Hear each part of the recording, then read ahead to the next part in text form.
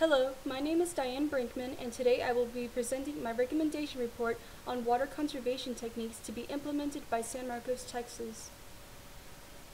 Let me begin by giving you a brief overview of what I will be covering in my report. First, I'd like to introduce the problem and give some background information on the need for water conservation and why I conducted research for this topic in the first place. Next, I will explain the methods I used in my research. From there, we'll take a look at the results of my research. Then, I will explain the conclusions supported by my data. And finally, I will present my recommendation. Water conservation has always been an important topic in Texas, as we are used to experiencing water shortages due to droughts. But during recent years, the recorded levels of groundwater wells have shown a trend of gradually decreasing year by year. One might ask, if Texas has always experienced a dry climate, why are we seeing this trend now? Well, according to Donald Wilhite, an esteemed climatologist, drought severity is dependent not only on the duration, intensity, and geographical extent of a specific drought episode, but also on the demands made by human activities and vegetation of a region's water supply. What Mr. Wilhite is saying is that, because the San Marcos area has experienced such a rapid growth these past few years, the way we handle our water usage must be adapted to the number of people relying on the resources we have. With planning done now, the effects of a severe drought that would affect the population could be considerably reduced.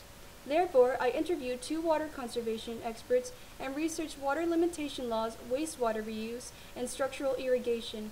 The primary interest of my research was searching for the most cost-effective method.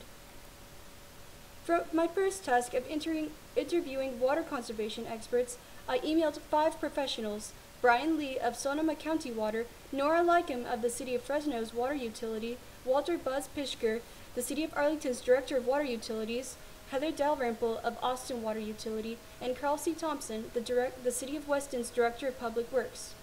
Of the 5 people I emailed, 2 responded. The message I sent these experts asked for their professional opinions on the cost and effectiveness of structural irrigation, water limitation laws, and wastewater reuse systems.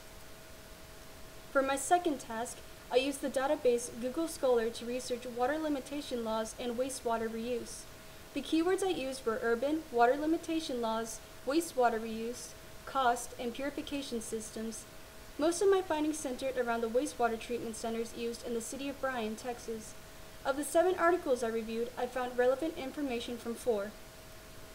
For my final task, I conducted research on structural irrigation and subsequently rainwater harvesting using the databases Google Scholar and the Alliance for Water Efficiency's resource library. I used the keywords rainwater, structural irrigation, average cost, effectiveness, urban, and efficient in my searches.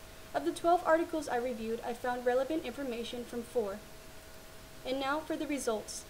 From my 2 interviewees, Brian Lee responded that there is no best method that can be applied unilaterally, and Nora Lycum responded, as a supervisor for conservation, I would lean towards water limitation laws along with heavy public outreach campaigns.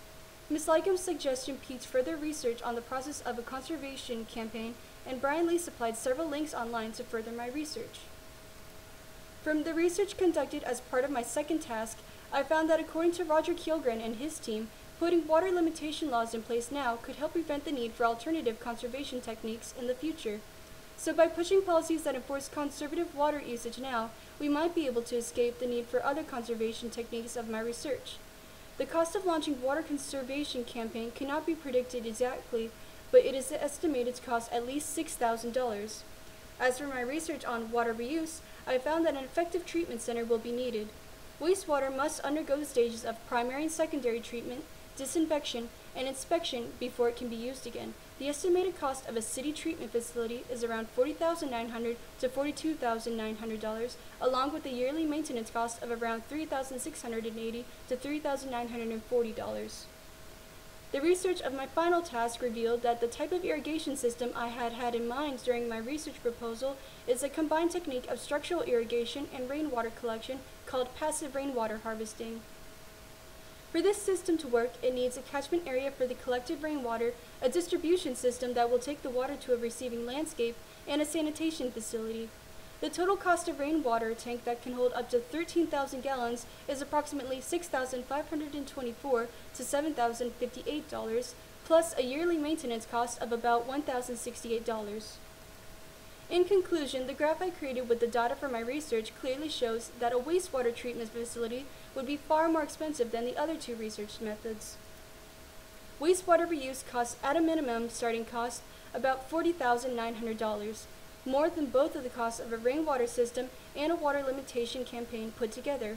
The costs of implementing water limitation laws and installing rainwater harvesting systems are close in price range, only about $524 apart. However, it is important to note that water limitation laws reduce water reuse, but do not produce more water, while rainwater harvesting aids in adding more water to the community. And now for my recommendation. I feel that from the data I collected, the best choice for water conservation methods would be a combined effort from having water limitation laws and rainwater harvesting systems in place. The campaign for water conservation can be started immediately by the San Marcos City Council.